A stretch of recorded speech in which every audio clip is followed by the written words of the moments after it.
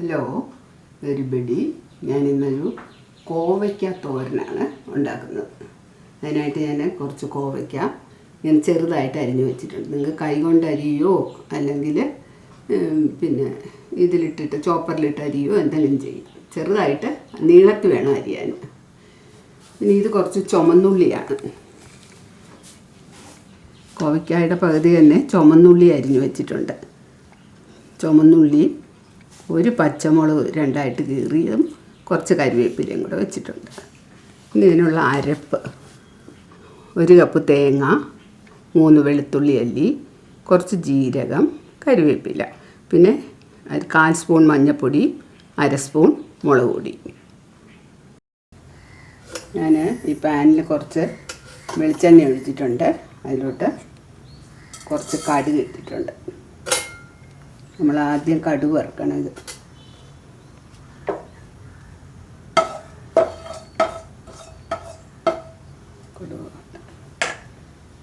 കുറച്ച് ഉഴുന്നുപരിപ്പിടുക.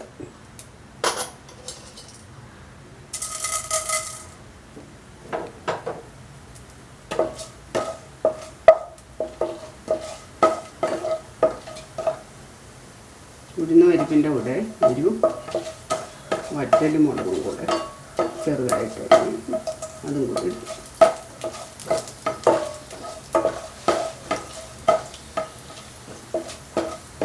ഈ ഉഴുന്നുപരിപ്പ് ഒന്ന് ഇത്തിരി ചുമക്കുമ്പോൾ നമ്മൾ ആ അരിഞ്ഞു വെച്ചിരിക്കുന്ന ചുമന്നുള്ളിയും പച്ചമുളകും കറിവേപ്പിലയും എല്ലാം കൂടെ ഇതിലോട്ട് ഇടും.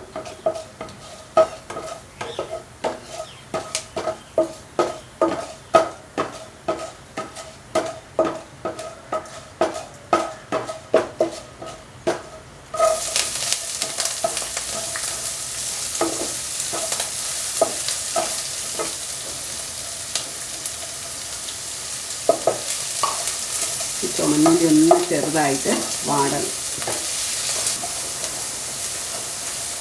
നമുക്ക് ഇതിലോട്ട് ചെറുതായിട്ട് നീളത്തെ അരിഞ്ഞ് വെച്ചിരിക്കുന്ന കോവയ്ക്ക ഇടണം.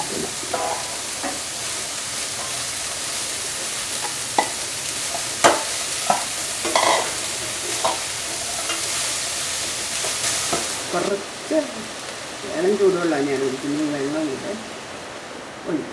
കോവയ്ക്ക ഒന്ന് ചെറുതായിട്ട് വെന്ത് വരണം. തീ ചെറുതാക്കി ഒന്ന് അടച്ച് വയ്ക്കും.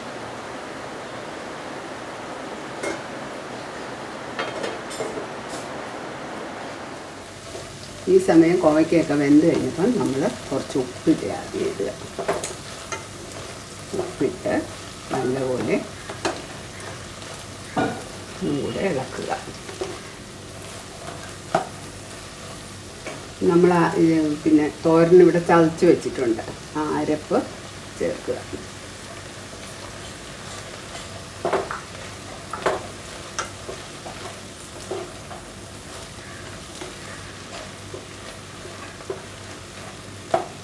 അരപ്പും ചേർത്ത് ഒരു 2 മിനിറ്റ് ഇതൊന്ന് കിടക്കണം. ഇത് ഇപ്പോഴേ ഒരു മൊരിഞ്ഞ ടേസ്റ്റ് കിട്ടത്തുള്ളൂ. ഇതാ നമ്മുടെ കോവയ്ക്ക തോരനൊക്കെ റെഡി ആയിട്ടുണ്ട്. വളരെ വേഗം നമുക്ക് ഉണ്ടാക്കാവുന്ന നല്ലൊരു സാധനമാണ്. കോവയ്ക്ക കൊണ്ട് നമുക്ക് നല്ല ഗുണങ്ങളുണ്ട്. കോവയ്ക്ക ഒത്തിരി ഇതൊക്കെ അടങ്ങിയിട്ടുള്ളതാണ്. അപ്പം സാധാരണ നമ്മൾ കോവയ്ക്ക എപ്പോഴും മെഴുക്കുവരട്ടിയല്ലേ ഉണ്ടാക്കുന്നത്. അപ്പം വട്ടത്തിലരിയുക. ഇതിപ്പം നീളത്തിൽ വേണം അരിയാൻ. അപ്പോൾ എല്ലാവരും ഉണ്ടാക്കി നോക്കുക. പിന്നെ നിങ്ങളുടെ വിലയേറിയ കമൻറ്റുകളൊക്കെ തരിക, ലൈക്ക് അടിക്കുക, ഷെയർ ചെയ്യുക. ഇതുവരെ സബ്സ്ക്രൈബ് ചെയ്യാത്തവരുണ്ടെങ്കിൽ സബ്സ്ക്രൈബ് ചെയ്യുക.